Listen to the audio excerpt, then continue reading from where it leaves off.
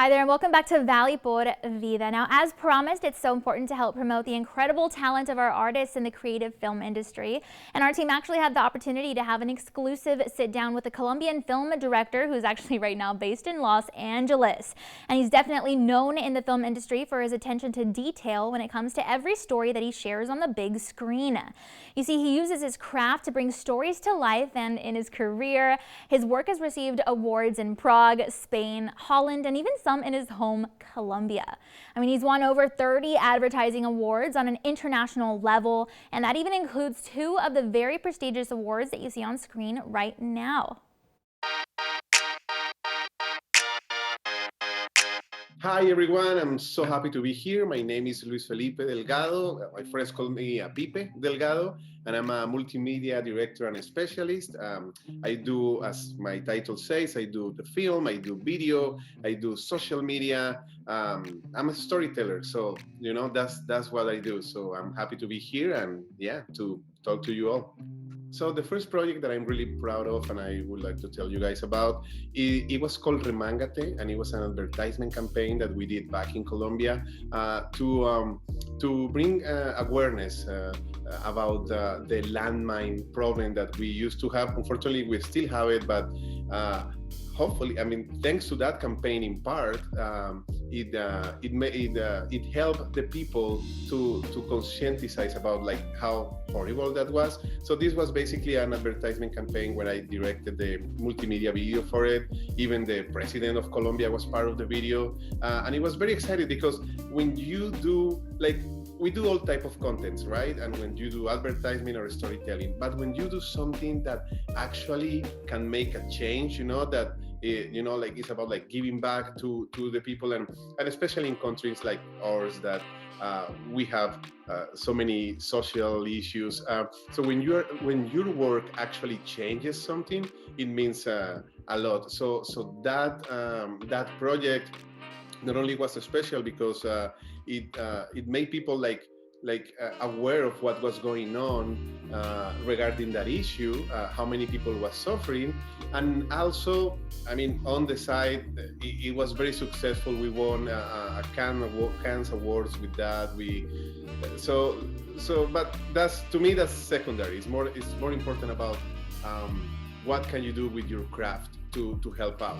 So that will be maybe the first one, and then more recently, the last project that we did. So many years later, I moved to the United States. I've been living here in LA for about 5 years and a half, and then here I started to get more involved in the multimedia and film industry, right?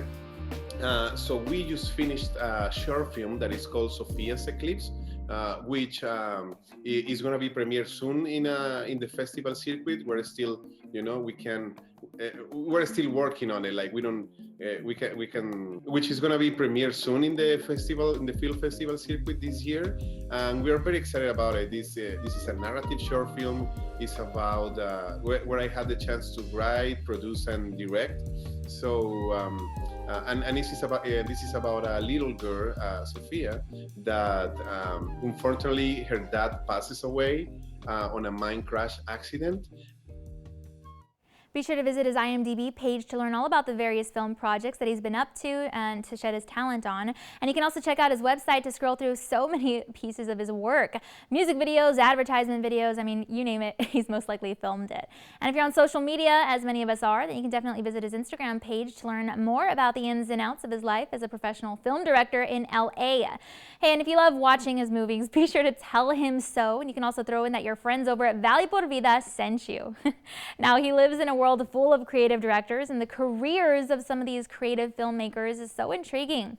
So we decided to learn a little bit more about some of our favorite names behind our favorite films. According to FactRepublic.com, director Stanley Kubrick was actually known to have his cast and crew do one single scene over and over again until he felt it was just right.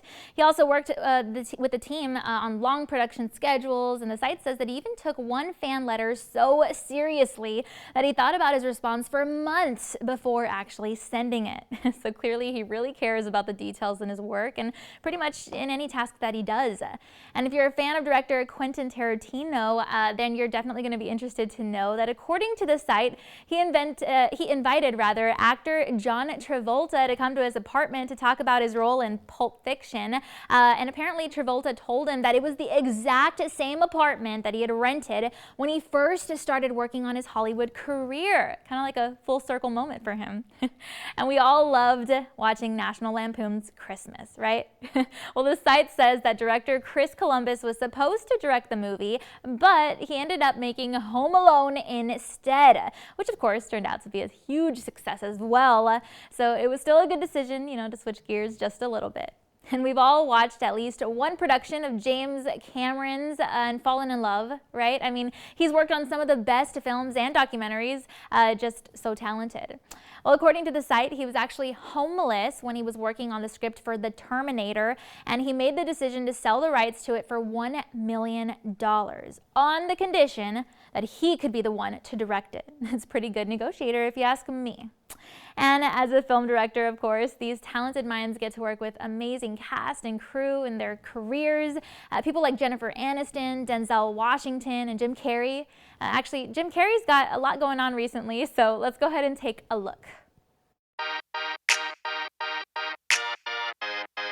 I've had the pleasure of, making several characters in my films that show up on Halloween at the door, and I've also come to value my connection to young audiences so much in my life, because young people grow up and you never come out of their heart. Hey, you got a little something on your belly. Speaking of your Halloween costumes, what is your favorite Halloween character of yours that you see out on the streets? The mask has transcended time and space. It seems to keep reintroducing itself to new generations of people.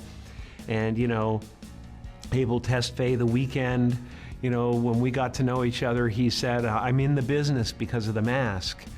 And so now in his new video of Out of Time, I have a moment, I have a cameo as a doctor where I actually put a mask on his face, and it's like come full circle. Sonic 2 hits theaters on Friday.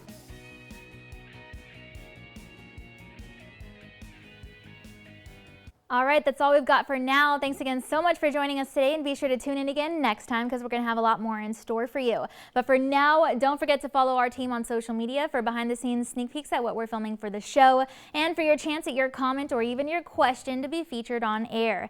And you can always visit valleycentral.com to rewatch some of today's favorite segments. We've got all that and so much more next time on Valley por Vida. We'll see you then.